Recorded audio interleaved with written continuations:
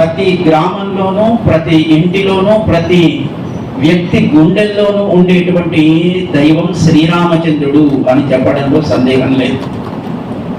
ఆ రామ ప్రభు ఆయనకి పరమభక్తుడైనటువంటి హనుమ ఉండని గ్రామం కానీ, హనుమ ఉండని ఇల్లు కానీ ఉండదు మన ప్రాంతంలో. ఉత్తరాదిన స్వామి అయోధ్యలో పుట్టినప్పటికీ మన దగ్గర జరిగినట్టుగా సీతారామ కళ్యాణం మనకి దేశంలో మరెక్కడా జరగదు. ఈ మధ్య కాలంలో అయోధ్యలో సీతారామ కళ్యాణం ఆరంభించారు. మనకి ఉత్తరాది వాళ్ళకి సీతారామ కళ్యాణం పెద్దగా పరిచయం లేదు.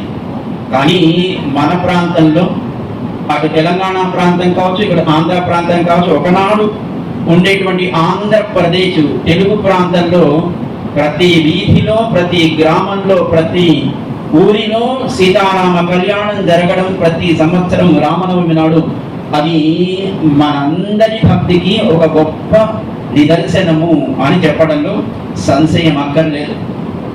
రాముడు పుట్టింది అక్కడైనా రామ భక్తి చక్కగా ప్రకాశించేటువంటి ప్రాంతం మన ప్రాంతము. రాముడిని మనవాడిగా చేసుకున్నటువంటి ఘనత తెలుగువారిదే అని చెప్పడంలో మనకి గర్వంగా మనం చెప్పుకోవచ్చు. ఈ మాట ఎందుకు చెప్తున్నామంటే రామాయణాన్ని, రామాయణ తత్వాన్ని ఈ ప్రాంతంలో చక్కగా అందరి హృదయాలలోకి చేరేట్టుగా చేసినటువంటి మహనీయులు మన ప్రాంతంలో ఉండేటువంటి పెద్దలు, జ్ఞానులైనటువంటి మహనీయులు. వారి వల్లనే ఈనాడు ప్రతి ఇంటిలో, ప్రతి గ్రామంలో, ప్రతి గుండెలో రామనామం ఇంకా ప్రతిధ్వనిస్తుంది అంటే కేవలం పెద్దలు అందించినటువంటి ఆ జ్ఞాన భిక్ష తప్ప, రామతత్వ పరిచయం తప్ప మనకు మరొకటి తెలియదు. ఈనాడు జగదాచార్యుడిగా ఉన్నటువంటి పూజ్యశ్రీ తిరండి చిన్న శ్రీమన్నారాయణ రామానుజీయ స్వామి వారి గురువు గారైనటువంటి పెద్ద శ్రీమన్నారాయణ రామానుజీయ స్వామి వారి పేరు, వీరి పేరు శ్రీమన్నారాయణ రామానుజీయర్ అయి ఉండడం చేత వీరిని చిన్న శ్రీమన్నారాయణ రామానుజీయర్ అని పిలిచారు ఆ కాలంలో. కనుక వీరిని చిన్న జీయరని, వారి పెద్ద జీయరని పిలవడం మనకి ఈ లోకంలో ఏర్పడింది. వారున్న కాలంలో 1940 ప్రాంతంలో ఇప్పుడున్నటువంటి మద్రాసు నగరంలో ఉండేటువంటి ఒక ఆయన రామనాయకి పెరియార్ అని ఆయన పేరు. ఇప్పటికీ మద్రాసులో ఆయనకు విగ్రహం ఉంటుంది. ఆయనని నాస్తికుడిగానే సమాజం గౌరవించింది. రాముడు లేడు, రామాయణం లేదు, ఇదంతా ఒట్టిదే, ఇదంతా పుక్కిడి పురాణం, ఇదంతా లేనిదాన్ని వీడు చెప్తున్నారు, అదే అనుకరిస్తున్నారు. ఇప్పటికి కూడా మీకు తమిళనాడులో రాముడు లేడని వాడే తప్ప రాముడు ఉన్నాడని చెప్పిన వాడు ఎవరు లేరు. అలాంటి ఆ ప్రాంతంలో ఉండేటువంటి రామనాయకర్ పెరియార్ అని ఆయన పేరు. ఆయన ఒకనాడు రామాయణాన్ని చెప్పులతో కొట్టి ఆ మద్రాసు నగర వీధిలో ఊరేగించాడు, ఇదంతా వడ్డిదే అని. ఈ విషయం తెలిసిన పెద్దజీయ స్వామి వారు, అయ్యో రాముడికి అవమానం జరిగింది, రామాయణానికి అవమానం జరిగింది, ఇది మన జీవితానికి, భారతీయ సంస్కృతికి ఆధారమైనటువంటి ఇతిహాసం కదా, దీనికి ప్రాయశ్చిత్తం ఎవరు చెయ్యాలి? ఎవరో చెయ్యాలి కాదు, ఇది మనమే చెయ్యాలి అని ఆనాడు వారు 27 రోజులు ఒక్కొక్క చోట రామాయణ యాగం అంటే ఒక్కొక్క శ్లోకాన్ని రామనామంతో సంపుటీకరణం చేసి హవనం చేసే ప్రక్రియని వీరు 1950 ప్రాంతంలో ఆరంభించారు. 1960లో 60 నుంచి 69 వరకు. అప్పుడు మొట్టమొదటి యజ్ఞం మద్రాసులోనే చెయ్యాలి అని అనుకున్నప్పుడు ఆయన బాగా పలుకుబడి ఉన్న వ్యక్తి ఆ కాలంలో ప్రభుత్వంలో, ఆయన ప్రభుత్వంలో ఉన్నత స్థాయిలో పనిచేసేటువంటి వ్యక్తి ఉండడం చేత ఎవరు సహకరించడానికి అంగీకరించలేదు, ఎవరు కార్యం జరగడానికి కావాల్సినటువంటి వసతిని ఇవ్వడానికి అంగీకరించలేదు. అయినప్పటికీ పెద్దజీయ స్వామి వారు మద్రాసు నగరంలో ఫుట్పాత్ మీద యాగశాల వేసి మన ఆంధ్రప్రదేశ్ నుంచి స్వాములని, మహనీయులైనటువంటి యజ్ఞాచార్యులను అక్కడికి తీసుకువెళ్ళి 27 రోజులు అక్కడ యజ్ఞాన్ని నిర్వహించి రామనామాన్ని అందరి చేత రాయించి, రామనామాన్ని అందరి చేత పలికింపచేసి 27 రోజులు యజ్ఞం పూర్తయిన తర్వాత ఆ యజ్ఞాన్ని పూర్తి చేసినట్టుగా ఒక సూచనగా అక్కడ ఒక రామ స్తూపాన్ని నిర్మాణం చేసి, మళ్ళీ అక్కడ ఎప్పుడైతే మనం యజ్ఞం చేసేటప్పుడు, ఏదైనా ఆలయ ప్రతిష్ఠ చేసేటప్పుడు మనం వైదికమైన అగ్నిని స్వీకరిస్తాం.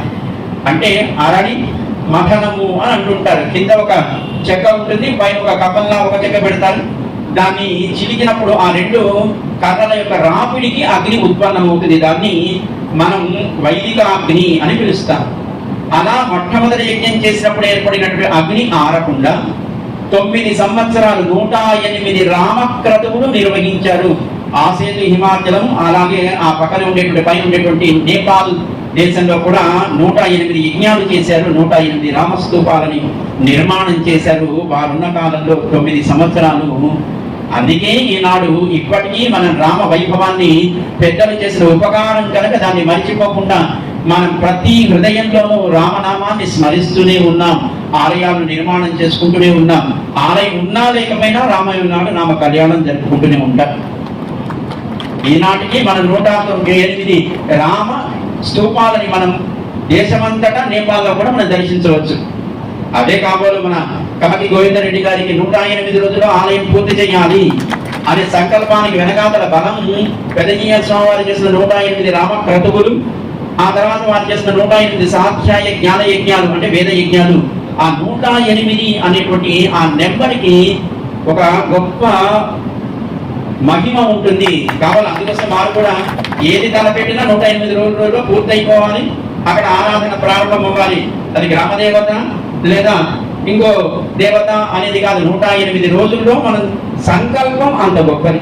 ఆ 108 అనగానే అది మనకు తెలియకుండానే మన లోపల ఆ రకమైన శక్తిని కలగజేసి మనతో పాటు 10 మందిని కలుపుకొని కార్యక్రమాన్ని పూర్తి చేయగలిగేటువంటి ఒక అద్భుతమైన సామర్థ్యాన్ని ఆ నెంబర్ కలిగిస్తుంది అని నేను భావిస్తున్నాను.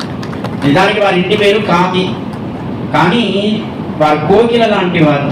అందుకే ఏం చెప్పినా ఎవరైనా సరే సరే సరే అని అంగీకరించి కలుస్తున్నారంటే అర్థం ఏంటిది? ఇప్పుడు కాకి కావు కావు ఉందనుకోండి, ఏం చేస్తాం? అక్కడి నుంచి తోలేస్తాం. అదే కోకిల కూస్తే మనం కూడా వంత పాడుతాం. కోకిల అందనుకోండి, పిల్లలు అనుకుని వీడు కూడా అంటారు. వీళ్ళెంత గట్టిగా అంటే అది మరింత గట్టిగా అనడం ప్రారంభిస్తుంది. అందుకే వారు ఎవరికైనా ఇది చేద్దామనగానే చేద్దామని వాడు ముందుకు వస్తే వాళ్ళకంటే నేను బాగు చెయ్యాలి, వాళ్ళకంటే నేను ఇంకా బాగా చేయాలి, వాళ్ళు 10 మంది అయితే 10 మంది పని నేనే చెయ్యాలి అన్నట్టుగా శ్రీమాన్ గోవిందరెడ్డి గారు చేసేటువంటి కార్యక్రమాలు ఈనాడు సమాజంలో ఆధ్యాత్మిక చైతన్యాన్ని, సామాజిక స్ఫూర్తిని కలిగిస్తున్నాయి అనడంలో ఏ రకమైన అనుమానం లేదు.